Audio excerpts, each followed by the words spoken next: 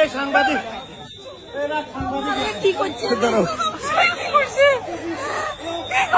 আমার ব্যাগটা উনি নিষেধ করতেছি।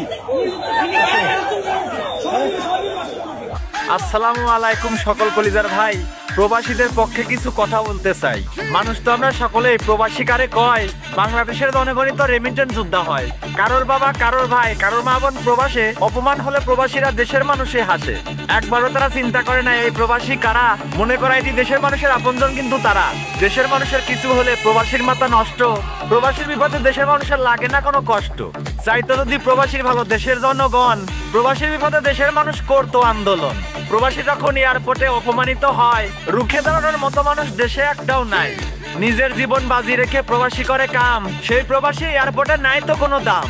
পরিবার আর দেশের জন্য রেমিটেন্স পাঠায় দেশে, ওই প্রবাসী এয়ারপোর্টে অপদস্থ হয় শেষে। এয়ারপোর্টে লাগে চুরি, জিনিসপত্র নাই, চতুর্দিকে হ্যারাসমেন্টের শিকার তারা হয়। প্রবাসীর টাকা ঘোরায় দেশের অর্থনীতির চাকা, ওই প্রবাসীর সম্মানের দিক একেবারেই ফাঁকা। যাদের জন্য দেশটা সচল হয়ে থাকে ভাই, তাদের আজকে এয়ারপোর্টে কোনো মূল্য নাই। কোন প্রবাসী এয়ারপোর্টে করে যদি ভুল, আইনের হাতে তুলে দাও তাকে না ছিঁড়িয়া চুল। হয়তো অপরাধ করেছিল, সবাই মেনে নিল, তার জন্য তো এয়ারপোর্টে আইনি ব্যবস্থা ছিল। 5-6 জন মিলে মেরে দেখিয়ে তারে ভয়, 5,000 টাকা জরিমানা করে ছেড়ে দেওয়া হয়। যাদের জন্য দেশটা আমার ভালোভাবে যাচ্ছে, তাদের আজকে এয়ারপোর্টে মারধর খেতে হচ্ছে। 1.5 কোটি প্রবাসী যদি একবার খেপে যায়, তাহলে কিন্তু অবস্থা খারাপ, দেশ যাবে গোল্লাই। এসব কিছু দেখেও যদি সরকার থাকে অন্ধ, তাহলে এবার সকল প্রবাসী রেমিটেন্স করবে বন্ধ।